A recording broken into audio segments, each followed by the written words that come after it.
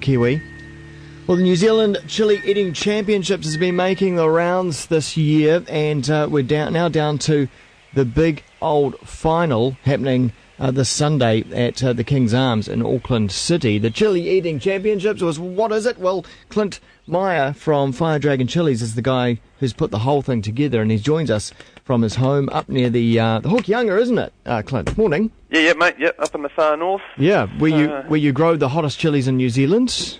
Yeah, and now we're growing, well, what's supposedly the hottest in the world, so they're sort of coming along nicely. They won't quite be ready for the champs, but we've still got a lot of hot chili and, yeah, a lot of hot chili sauces for the final. Is that the but chili, the but jalika? The but jalokia, yeah, no, that's the sort of old hottest now. It's probably back to about 5th or 6th on the ratings, but a lot of them, the new one that's the hottest is related to it. They've all sort of come from Trinidad way back in the day. Yeah. And yeah, they're up to about 1.4 million Scovilles now, so another 40% hotter than what the butts are supposed to be. Crikey, so your grow tunnels will be going nuts at the moment. Yeah, well, there's a bit of rain today and a bit of cold up here still, but yeah, no, they're flowering and chilies are coming on, and yeah, it should be a good season. Nice. So the Chili Eating Champs, it's been making its way around the country for the past few months now, isn't it? Yeah, we sort of did, well, we've had about eight separate rounds around the country, mainly sort of Northland and Auckland. We had a round in Tauranga and Christchurch. But yeah, some people are having problems making it to the final, the Christchurch guy. But yeah, we've got quite a few people coming, sort of around 30-odd contestants. Okay. And we've had 120-odd plus compete around the country. And in order to get where they've got, what did they have to do? Eat excessive amounts of chili, basically. Dried chili, fresh chili, chili sauce, chili foods, chili drinks. And pretty much outlast everyone else, not needing to go for the drink of milk or beer, whichever is in front of them. Basically surviving the burn. Yeah, surviving the burn, and some of them have gone for over an hour, so it's quite a long burn. So what is it like? It's eating and then just being able just to sit there and deal with it? Yep. Being able to handle it, obviously. You get quite burnt at the start, then I think they become a bit immune to it as well. Some people seem to have no taste buds and cast iron stomachs. But yeah, normally it's the stomach that kind of gets them too. Sometimes the mouth, sometimes the stomach, but it's just all about handling as much heat as humanly possible. Has there been, has anyone been carted off to hospital in the process? No, not quite. We had a couple of rounds in Whangarei last weekend, and it was a hot day around 3 when we ran it, so we did have a few people sort of lying under tables and a few people throwing up and stuff like that. We had the St. John's people there, but there's not really much they can do apart from indigestion drugs anyway, but we had plenty of milk and yogurt on board and just nurse them through the cramps a bit, and then they're fine.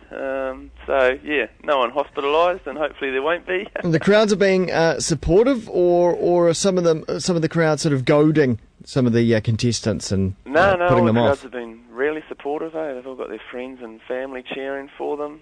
Nice. And the crowds have been right into it. Been really good. That's cool. So the big old final this Sunday, obviously the level of competition has stepped up between them because they're all winners in some form or another, but do they have to do anything extra? What do they need to do? Well, we've kind of got 10 rounds of chili eating. We'll start off with a few sauces and, a chili shot, and we'll go through some foods, bit of fresh chili, we might have some burritos and chili kebabs and some chicken wings, and we'll do a whole lot of different foods. And yeah, we'll see what happens at the end. I've got some seriously hot chili here, so we'll just sort of keep going until there's a winner. Chili chocolate? Well, my chili chocolate's hot, but it's probably not hot enough for this for these guys, yeah. So yeah, who knows what we're going to need to do to get some of them out? But yeah, we'll try. Wow. And for the crowd, what's the entertainment for the crowd? Is just watching these people sweat? Yeah, watching them sweat and the pain that they'll put themselves through. We're also going to have a few chili stalls there on the day as well, with a few other chili producers coming along. So there'll be, your chili chocolates, your chili sauces, chili chips, just about anything you can probably think of to do with chili we'll have there. So there's some mild sauces to absolutely insane sauces. And everyone can come along and support our local chili industry and buy a few Christmas presents while they're there. Which is a very cool little industry. And, of course, you're from Fire Dragon Chilies. And just an aside to this whole competition thing, I do want to talk a little bit about the business and this food bill that's coming up that may be affecting small businesses like yourselves. Yeah, well, it seems like a bit of a draconian bill that's been passed, and we're sort of... What's the guts of it? Well, from what I've read on it, it's going to make it illegal to trade seed and trade food. They can come onto your property armed if you're doing so. So it looks like they're going to sort of switch from the war on drugs to the war on food. So what do you mean? What's the law saying about? Well, I mean, the bill's going through. It's 400 pages. You can probably get it on the net if you want to read it. There's a few sites. But okay, you're growing chilies and you're making sauce, and then you want to go sell it at the market. What's the problem? Well, there shouldn't really be a problem. I think you can be licensed, but the government will have the power to basically say whether you're allowed to have a license to sell foods or not. And it even includes water. So if your neighbour came over and they're like, oh, God, I need a glass of water, you wouldn't even be able to give them a glass of water. That would be illegal. You can't trade in food without some kind of official license, some kind of the authority saying that you can. Yeah, basically. So say I had a bag of tomatoes and you had a bag of potatoes, it would be illegal to swap.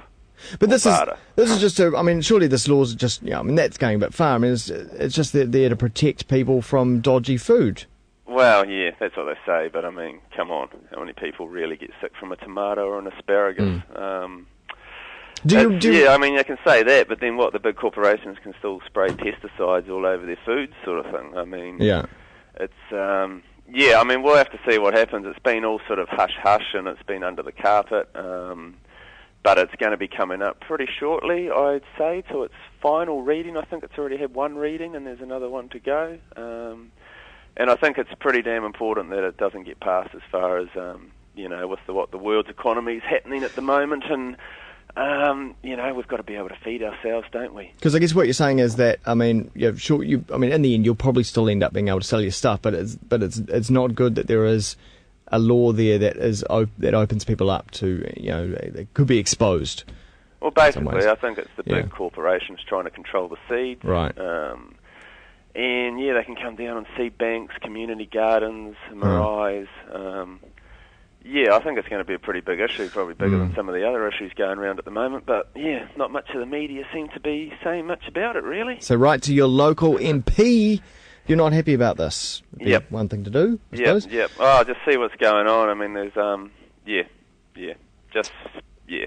let it happen, basically. All right. For the sake of all of our foods. If you want to go and watch some people sweat on these chilies, then you can at 2 p.m. next Sunday, or this Sunday, coming Sunday at the King's Arms. And if you see Clint around, maybe you can spark up a political food conversation with him. We'll try and just keep it to the chilies on the day, I think. It might be quite busy. But any time from 2 o'clock, we'll probably kick the comp off about 3. Okay. Cool. Yep. And come along and, share support, buy some chili foods. And is there a specific website as well for all the details? Well, there's either Facebook? firedragonchilies.co.nz or there's nzchilieatingchamps.org.nz. Or our Facebook page, NZ Chili Eating Champs. We're trying to sort of keep everything updated with the latest. Cool. But, it's all quite busy at the moment, so I'm not Mr. IT as such. But, fair enough. Spend most of the time in the Grow Tunnel. Thanks very much, Clint. All right, thanks, Glenn. Cheers. There we go. Grow some great